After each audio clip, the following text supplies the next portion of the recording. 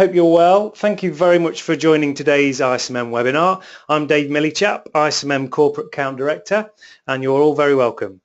The session today will last for 30 minutes, questions at the end.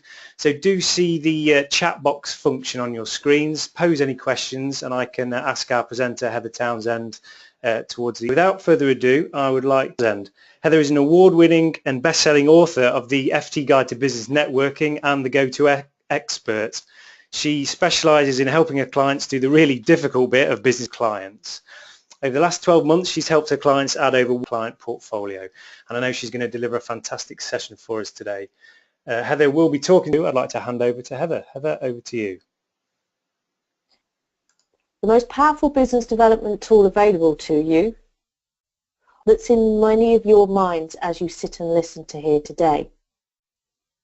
And hopefully by the end of this webinar, you're going to go away thinking, how can we exploit this within our organisation? Find out a little bit about you. So I want you to just answer a poll and just tell me if you can pitch this at the right level. Votes coming in, excellent to see, and it's still early days. We've got a very heavy sales contingent, which is absolutely fabulous because sales is what's for what I'm going to be talking about now. So still got a few more votes coming in, so let's just give that. See, I know we've got a couple of people on the phones. We're not going to get everybody to vote. And I'm just going to give that close poll, share results. So interestingly, we very much have 60% of people who are, well no, 72% of people who have a sales target and 20% are managing a sales team. So what I wanted to let you know about today, I'm going to be looking at it very much from a perspective of an individual who has a sales target. There are a huge amount of stuff you can do with LinkedIn about marketing a wider corporate business. I'm not going to be looking at that. I'm going to be looking at it through the lens of I am an individual and I need to bring in business for my company. So it'll be really interesting to see. Let's just hide the results. Let's run another poll. Let's just launch the poll. So how do you use LinkedIn? Where are you in the LinkedIn curve? And the votes are just starting to come through. I'm going to be really fascinated to where everybody's going to be coming in on this. Really fascinated on that. Votes are coming in. And nearly everybody's voted, so I'm just going to give it 3, 2, 1, close poll. Let's just share the results. Now, interestingly, most people are either in the, I'm still waiting for the great results, I maybe use it occasionally. There's probably 1 or 2 people that are sitting there, what's the word for it, maybe slightly smug and going regularly and I get great results. So it's really interesting to see, and I'm going to be, because I don't have that much time, I'm going to be looking at LinkedIn at quite a high level and strategic level, very much looking at it as a networking tool. After all, that's typically what I work with my clients to do. It's to help them generate referrals. Of course, not just to new clients, but also to generate more from their existing clients. So let's just hide the results. Let's just go back here. What are we going to be looking at? Well, we're going to be looking at the benefits of using LinkedIn. And hopefully most of you will know this. I'm also going to dig down, because quite a few of you are in that position where you're using LinkedIn but not getting the great results. And I'll explain why. And then I'm going to look at a headline LinkedIn strategy, because you never hear people talking about a LinkedIn strategy, in my opinion. And then I'm going to do a little bit about what to think about when crafting your LinkedIn profile. And then finally, I'm going to look at a regular 9-minute daily routine on LinkedIn. I just want to make sure that people can find the question box. Just let me know where you are in the world. Just drop it into the question box. Just let me know where you are in the world. I think it's always good to get a real feel of where are people in the country. We've got Dave from London. And see where else we've got people coming from. We've got the Isle of Wight, we've got London, we've got Cecilia from Romania, we've got Christine from Doncaster, we've got Nigel from York, we've got Debbie from the Northwest, we've got Northamptonshire, we've got Surrey, we've got Birmingham, we've got Bulgaria. So it looks like we're very much UK, Europe centric. Now the good news is you've all found the question box. If you've got a question, do put it in that question box and I will pick them up at the end. But really looking forward to working with all of you on this webinar today. So without more ado, let's look at the benefits of using LinkedIn. And what do I see as the benefits of using LinkedIn? Well, you can see all of those benefits on the screen. But in my view, probably the biggest benefit comes down to the fact that it is the best and probably most complete people directory that we have at our disposal. You know, just go back, not even 10 years, maybe 5 years ago. How much would you have paid for a database that gave you names to at least 70% of the decision makers in your prospects? Wow. And you know, that is the primary benefit of LinkedIn. It gives you that information. And how much would some of us paid 5, 10 years ago to actually know about what our decision makers in our prospects were interested in and what they were talking about? And LinkedIn gives us that information. It gives us so much that we can find out and know about people. There's another thing that I really want to talk about. And this goes back, you know, if you go back 5, 10 years ago, you'd go to a networking event and your first impression with somebody would be when you shook their hand. Now, think about before you go out and meet someone that you haven't met before. Or maybe go out to a networking event and you're looking down the attendance list. You do your research, don't you? And I bet you look at LinkedIn. I bet you Google the name of the people that are really important to you. So LinkedIn helped you control that first impression that people get of you. And also, it is the first conversation that people are having with you. And given that nearly 50% of all potential clients and introducers will look at you on LinkedIn before making contact, isn't it time that we took this tool very, very seriously? Now, when I wrote the FT Guide to Business Development, I identified a 5-level relationship, not the FT Guide to Business Development. I got that wrong before, Dave, didn't I? The FT Guide to Business Networking. I only wrote that book 5 years ago, sold 15,000 copies, 6 languages. I really ought to know the name of my own book now. So very much, this is the 5-level relationship model. It's in the Go-To Experts and How to Make Partners to Have. It's in all of my books because it fundamentally underpins good relationship management. So what is the 5 levels? Well, level 1 is about identify. That is where somebody becomes on your radar. So when the ISMM sent out an email saying, we've got this webinar, we had a level 1 relationship. We had an identify relationship. But you weren't going to recommend me there. You're not going to introduce me at level 1, identify. You hardly know me. There isn't the trust there. There isn't the credibility there. And so you've got to take that to level 2. And that's about connect. That's where you have one-way and two-way dialogue. It could be you read their blog. It could be you read a tweet. It could be you shake their hands at an event and have a polite conversation. And probably to put a metaphor in your mind, think about this as the sniffing dog stage of the relationship. It is where you're thinking, do I like you? And can I see a benefit to taking this relationship further? Now, a lot of people, when they're networking, when they're using, whether face-to-face or online, stay within level 1 and level 2. They collect contacts, i.e. weak bonds, low trust. Now, LinkedIn is absolutely fabulous at helping you get people to level 1 and level 2 because it's so searchable. Everyone pretty much is there.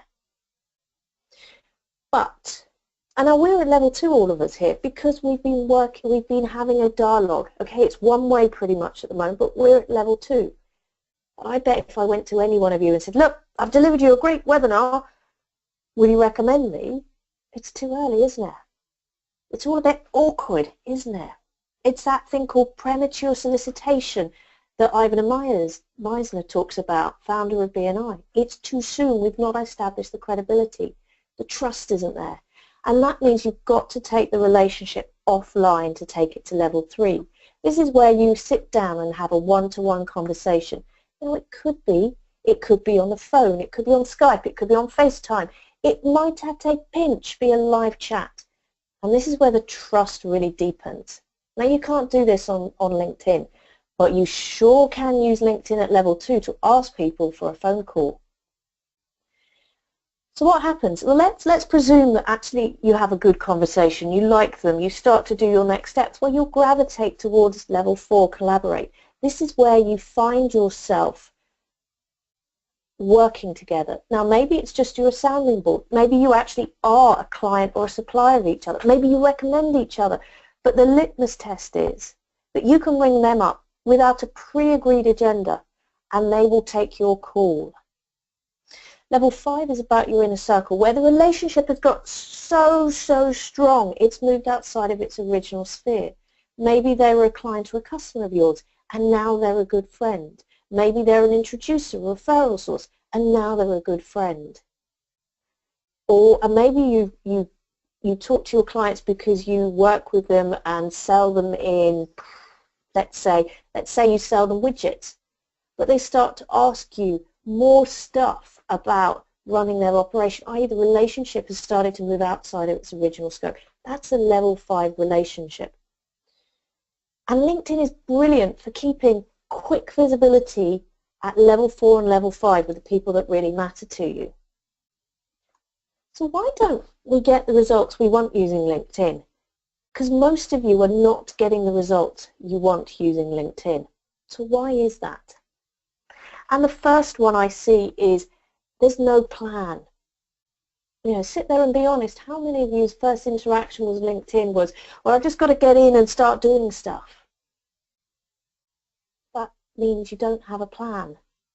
You need to take a step back and think, how is LinkedIn going to help me with my networking strategy, my business development, my personal marketing strategy? How does that link into my plan to generate more from my current clients or get referrals to other clients? How does this all link? What is the how and what is the what that I'm going to do and how am I going to use it? And far too often people do not have this level of granular clarity. So is it any result? Any reason why? Oh, sorry, get my teeth back. Is it not a surprise that we don't get the results we want out? And we only had 1 or 2 people on this webinar that put their hand up and said, I'm using it regularly and getting great results.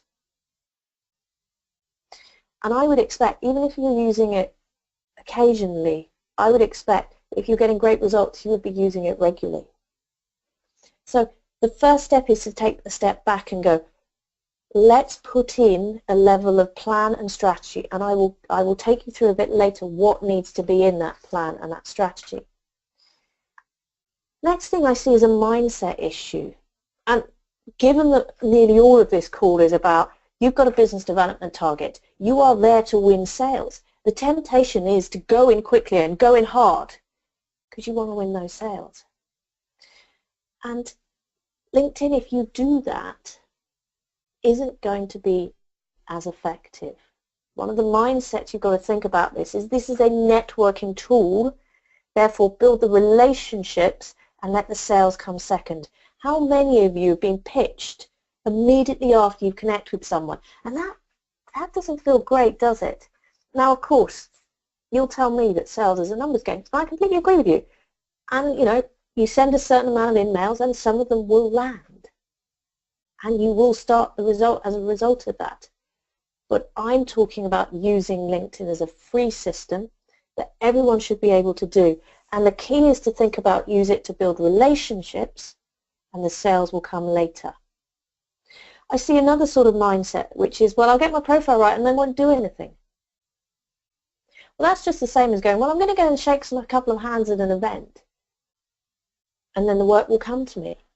It doesn't work that way. You know, you've got to progress the nurture the relationship. You've got to go through the sales process.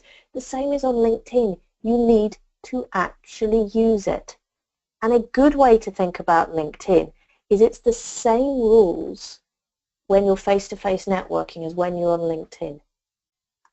Next one I see is about inconsistent usage. You know, when you're not busy or maybe someone's banging a drum saying we need to get the pipeline up, then I see people going into LinkedIn and doing stuff, and then you get busy and you're, oh, no, I can't do this now, I haven't got time for this.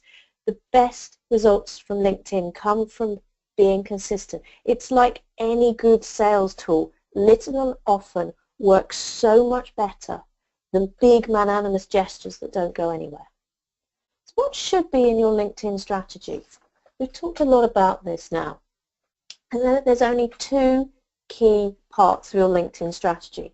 But so many of us don't do this. So what are the two parts? The first part is craft your profile to get the right reader to take action. And you think, yeah, of course, that makes a lot of sense. But how many of you know exactly who that right reader is? That comes back to really thinking about what are my business development targets? What am I trying to achieve? Is it about going to introducers, influencers, multipliers, gatekeepers, or is it going direct to client? Or is it a mixture of both? Who is the right reader? And then what do you want them to think, feel, but most importantly do as a result of reading your profile? And that's why your profile needs to be crafted. I see far too many profiles where people have gone in quickly, have written a couple of sentences, maybe they've made it their online CV. Just a bit of a rhetorical question to you. How many of you have ever picked up a CV and thought, that's a damn good read? We haven't, have we? So it's important that you get the right mindset, that this is the first conversation with someone that you want to be chatting with. What do you need to tell them in that conversation for them to take the next step and to feel and think the right way about you? And this is what I mean about this. The next part of your strategy is to implement a regular routine to bump into the right people on LinkedIn. So let's look in a little bit more detail about how to craft the perfect LinkedIn profile. And LinkedIn has a reputation for being the professionals network, i.e., you've got to be completely professional there. Now, the problem is when you're completely professional, you don't show up with the whole of your personal brand. You only tend to show up with your skills, experience, and strengths. And that's the sort of stuff you put on your CV, isn't it? And as I was saying, you've never written a CV where you thought, yeah, this person looks really interesting, I'd love to get to know them more. You don't, do you? Because they're cutting out parts of their personal brand. And your personal brand is made up of three core elements. The red circle, which is your values, beliefs, and drivers. This is the stuff that's under the hood, the stuff that people can't see. But actually, this is the stuff when you let people know about it, you become far more likable, far more relatable to, and the rapport starts to flow. Now the next circle is your strengths, behavior, skills, interests, knowledge, image, qualifications. It's heavily influenced by those values, beliefs, and drivers, and it's how you communicate your personal brand to the external world. And then finally there's your reputation. That is driven by people's perceptions of you and what they see from your strengths, behavior, skills, interests, knowledge, image. And it's really important that when you think about your LinkedIn profile, you highlight the parts of your personal brand which really matter. Now, you might be going, but how much personal stuff, how much business stuff? It's got to be at least 80-90% business stuff. And it might be that when you let your voice shine through, people get your drivers, your beliefs, your values, what makes you you. But it's important that people know enough about you that they feel able and want to have a conversation with you. Then you want to actually go and collect stuff, credibility statements I talk about in the Go-To Expert, credibility stories as I talk about in the Go-To Expert, i.e. statements are little sentences that demonstrate your credibility. They're normally fact-based and verifiable. Credibility stories are typically sales stories, as you probably know them by another name, that demonstrate your credibility. And you want to bring all this stuff together. What makes you you? But what does a reader need to know to take action? How do you want them to think and feel? And what are the key facts that they need to know to take action? And it's really important that you do that filtering process. and you really, really make each word fight for its place, what does your ideal client, customer, referrer, gatekeeper, influencer need to know in order to ideally take the next step and get in contact with you? Next thing is, make sure your profile all the way through tells a story. You read so many profiles that are built around the whole, I am a sales professional with 20 years experience in the so-and-so sector. Is anybody getting bored yet? That's the thing. You see lots of things with eyes, eyes, eyes, and it needs to flow. So you need a hook to start with, something that compels people to read further. You need that first paragraph to be your elevator pitch, because if they're only going to read that much, make sure you've got the stuff that you know you want them to read. So it's really important that you really tell a story. You attract people in, you compel people to read the way through. But most importantly, you help people take action. Now the next thing is, what should be in your regular routine on LinkedIn? And what I'm going to tell you can be done in 9 minutes a day. Yes, I did mean that, 9 minutes a day. Once your profile is where it needs to be, what can be done in 9 minutes a day? And here are the things I do that should be in 9 minutes a day. The first thing I would do is go and check your notifications up in the top right-hand side of the screen, because these are people that are already having a dialogue with you. So it makes sense, and it's good manners to start the conversation there. The second thing to do is actually share a news feed, something on the news feed that your ideal audience will find valuable. That comes back to your strategy. Who do I want to be reading stuff about me? What do they find interesting? Now, it can be very tempting. It's all going to be about my business and how we're great at X, Y, and Z. No, take a step back. It shouldn't always be self-serving. It needs to be about what your audience needs to read. And ideally, different content for where they are in their buying journey. Then it's worthwhile commenting and liking on some interesting updates within there. LinkedIn has its own blogging facility. Publish a post on LinkedIn. It's great. All of your first degree connections will get a notification, unless they've unsubscribed, to when you publish a post. Think how many people won't take your newsletter but could get some content through you that way. Now, don't put sales content on. Really think about this as, how can I add value to the people I want to be attracted to me? That normally isn't out-and-out sales content. Then go and look at who's viewed your profile and respond to anybody that's interested. You know, this is equivalent of somebody at an event coming up and shaking your hand.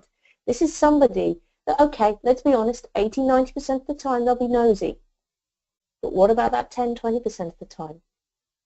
That's an opportunity for you to start a dialogue. And lastly, use the My Network option to find excuses to get in touch with your network. You know, how many tools have you got that tells people birthdays, that tells people when they've got an anniversary with a role, that tells people when they've published something, that tells people when you've got a new job? That is an opportunity to get in touch. And as salespeople, we're always looking at excuses to get in touch, and LinkedIn gives you that. Let's go and summarize before we go into questions. So I want you, while I'm summarizing, to be thinking of some questions, because I've taken you through a very high-level look at LinkedIn. So I'm really keen to hear some questions that you've got. So what points do I really want to emphasize? Treat LinkedIn as part of your overall network. It needs to be part of that networking strategy, your business development strategy. Do then work out how you'll use it to achieve your business development goals. If you just go in there and do, which, let's be honest, many salespeople do, you're not going to get the benefits for the time you use on it. Then it's about crafting a profile that get the right readers to take the right action, which I'm guessing is get in touch. And then finally, use LinkedIn daily to get the maximum benefit. So I'm going to leave you with a closing remark before we go to questions. Used in the right way, LinkedIn will turbocharge your business development. Right, Dave, do you want to run the questions? Yeah, fabulous. Thank you for that, Heather. A couple of questions coming in. At what time of the day is it best, would you say it's best to publish articles or write posts on LinkedIn? What time of the day? Is there an optimum time, do you think? or time? It's one of those things that there always is an optimum time. Now, I could tell you those optimum times, but they might not be right for your audience. So this is about actually chatting with your clients, chatting with the people that you tend to work with, and just asking them, what time, what sort of times do you find yourself on social media? Well, on LinkedIn, I tend to find that Monday to Friday gets better traction on my updates and results. I tend to find that people, when they do their commute, will often look at social media. When they take a break, will often look at social media. So I often find during their commuting time, at lunchtime, or at those sort of 11 o'clock, 4 o'clock sort of cup of tea time, take that. But that's my audience. You need to go out and talk to your audience and find when they're using it, because it's maybe different. Yeah, no problem. Thank you for that. In the summary section of your LinkedIn your personal profile, would it not be better to talk about your business and not your own personal development? Okay, let's go back to what we're talking about here. It's about, what does my ideal reader need to know to take the right bit of action? And typically they want to know that you're credible. They want to know that you're good at what you do. They want to know a bit about you. They're not interested about your personal development. Remember the old adage, it's about sell the sizzle, not the steak. They don't want to know how you got there. They want to know that you can help them. So that's why it's important that it will be about your business, but it will be about you as a person as well. Because remember, people buy people. And even in this interconnected world, people buy people. But it goes back to, what are your goals for using LinkedIn? Who do you want reading your account, your profile? Actually, if your goals have changed and you're thinking about, I want this because I'm looking for my next opportunity, you might want to talk a bit more about you and yourself as well as your business. But remember, credibility statements don't necessarily need to be about you personally. They can be about your company, your company's track record, some great testimonials, what key people say about your business and your organization. Remember, you need to do that research and find out what is actually needed for people to take the right action as a result of reading your profile. Fantastic. I think most people have a free account, Heather. What are your thoughts on the importance of having and upgrading to a premium account? And it's interesting, for most of my time on LinkedIn, I've been on a free account. And actually everything that I've told you today can be done on a free account. When is it worth having a premium account? Well, I've just tipped over into a premium account, and one of the reasons is that I regularly get 10 plus people looking at my profile a day, and I really want to know who's looking at my profile a day. So when I only know the last 5, I'm missing out on business information that I want to know about. But let's be honest, most people on this call will not be getting that level of profile views. It's to do with my profile in the marketplace authority. I could be speaking at I'm speaking for BT to 100 of their best clients tomorrow morning. I expect that I will have people looking at my LinkedIn profile as a result. So that's one of the reasons to get a premium.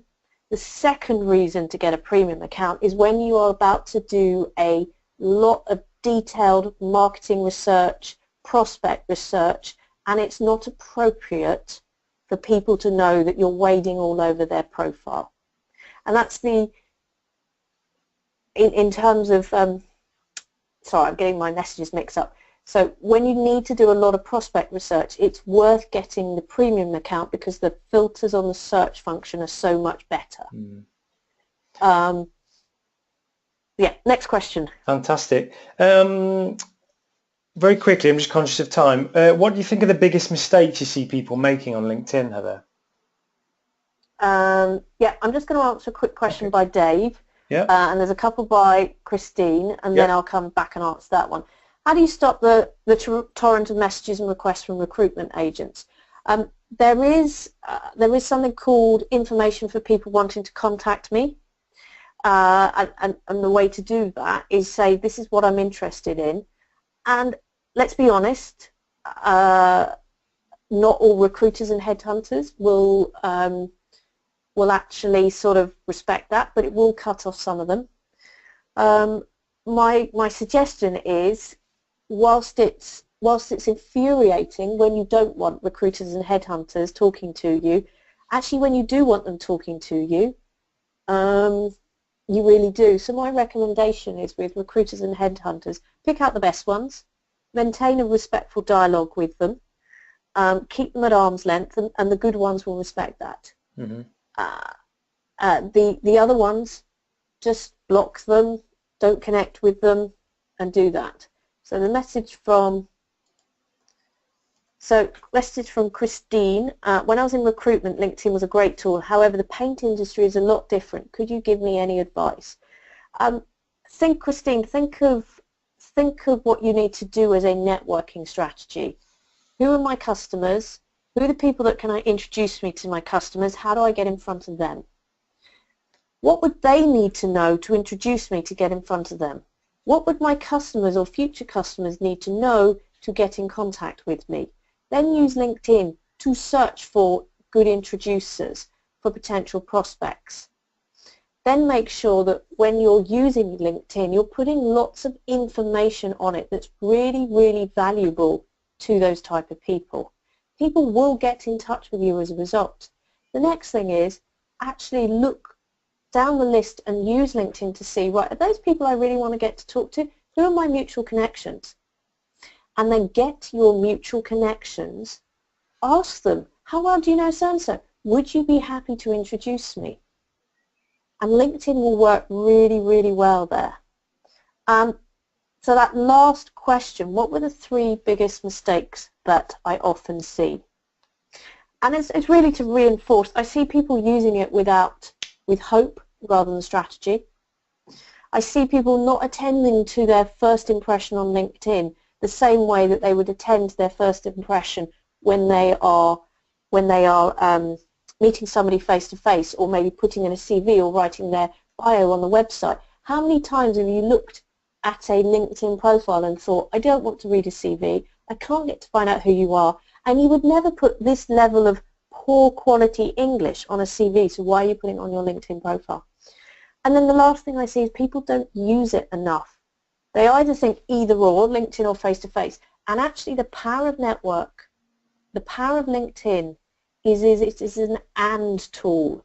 It's and face-to-face networking, because it makes your face-to-face networking so much more effective.